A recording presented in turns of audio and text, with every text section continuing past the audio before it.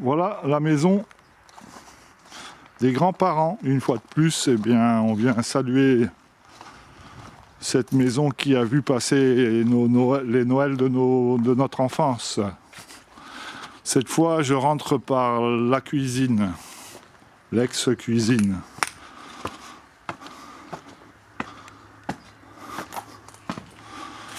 Ici, ça descend à la cave.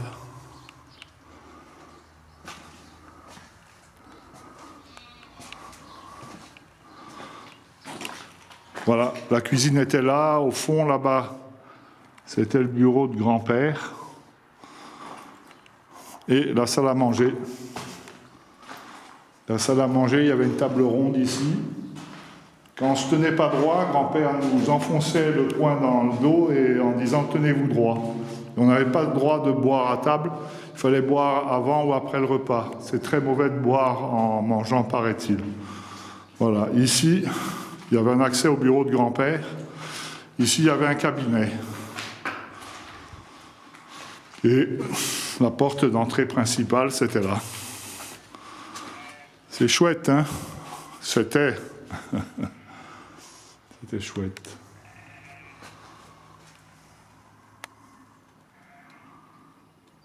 Et ce palmier, avec un olivier, je viens d'en tailler 200 en Algarve d'olivier.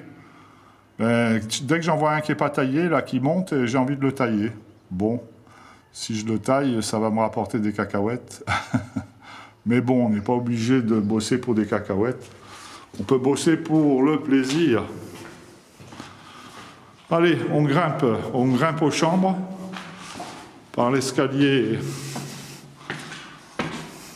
qui nous a vu monter tant de fois. Au bon vieux temps jadis. Allez, on recommence la visite. Les chambres. La chambre de Jeanne. Voilà. Ici, la chambre de Jacqueline, qui était devenue la chambre de grand-mère. Notre grand-mère Émilie Cresta, qui est venue passer ces dernières années au Maroc, qui a quitté son Piémont natal pour finir sa vie au Maroc, chez nous à Rabat d'ailleurs. C'est chouette, non? La chambre de Jeanne. Moi j'ai des souvenirs qu'on dormait ici. On dormait ici dans un lit, tous les cousins et les cousines, on était 3 ou 4 dans le lit. Hein, c'était le bon vieux temps. On était jeunes et insouciants et purs. Là-bas, on voit vers Souk El Arba. Ah, ce tag, je ne le connaissais pas. Ensuite, là, c'est la chambre de grand-père et mamie.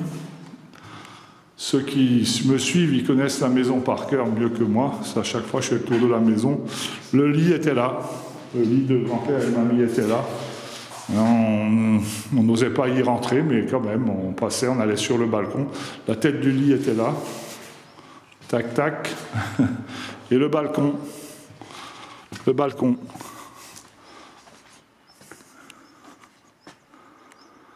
Là-bas, il y avait la Nuela d'Aïcha, le puits, l'éolienne. Allez, on va dans la salle de bain. Le bathroom. Ici, il y avait un cabinet. Et la salle de bain. La salle de bain. La baignoire. Je ne prendrai pas mon bain aujourd'hui là-dedans. Voilà. Sans nostalgie, moi je reviens ici.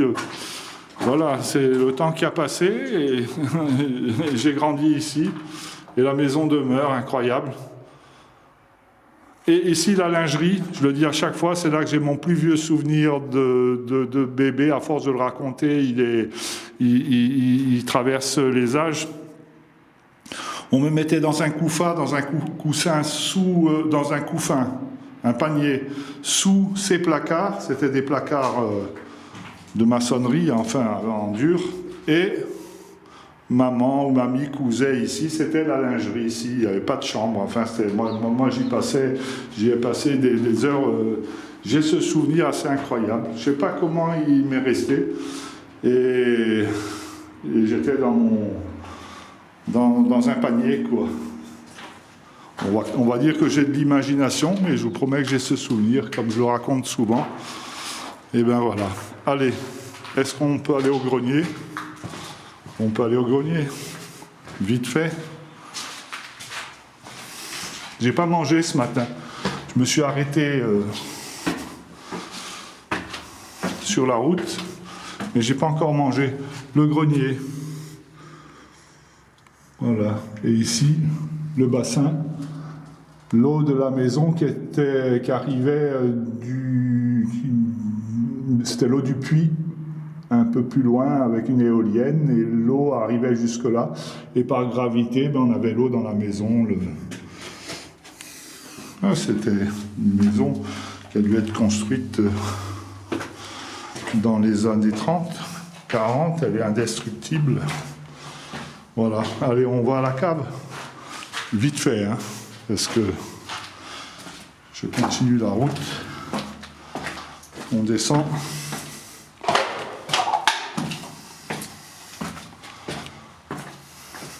Voilà, on fait le tour, là. La cave.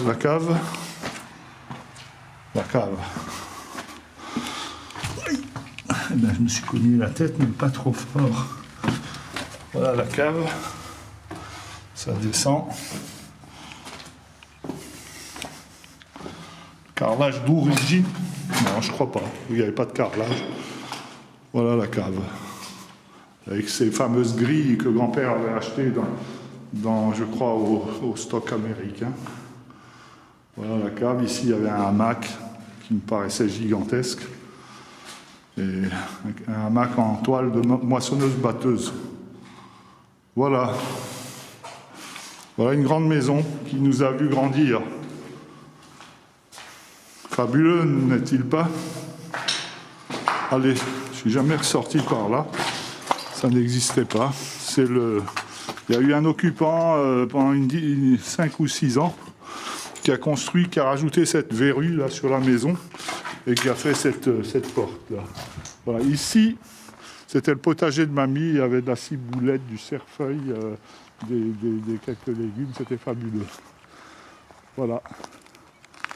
Bon, eh ben, c'est cool tout ça. Je viens de filmer un ibis noir dans une petite mare, là, juste derrière la haie d'épineux. Fabuleux, un ibis noir, Asia. C'est du bonheur. Ok. Voilà, l'entrée principale pour les voitures, c'était ici, mais la haie d'épineux a poussé. Il n'est plus taillé du tout.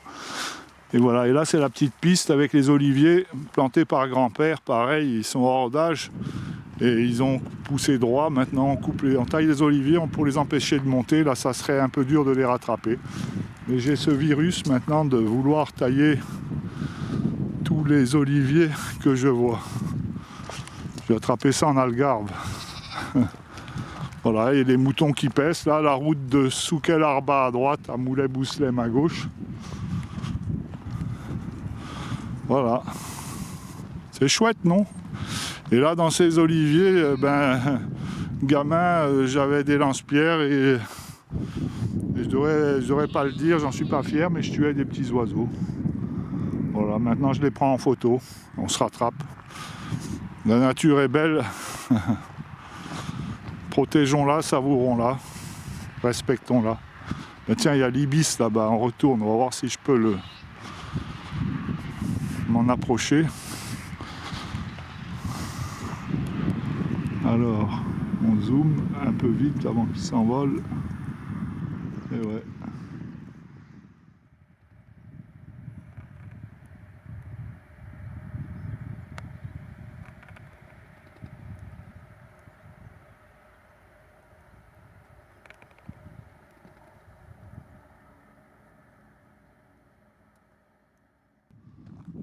Voilà des descendants de Nug.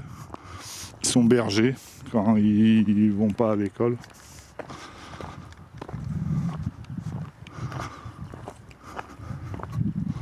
Salam alek. Ça va? Kouchi la baisse.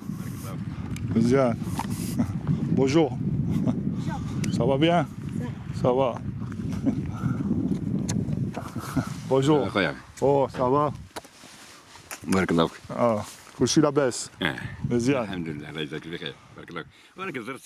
il y avait des rosiers, des magnifiques rosiers dans mes souvenirs d'enfant. Ils étaient plus grands que moi et probablement qu'ils l'étaient.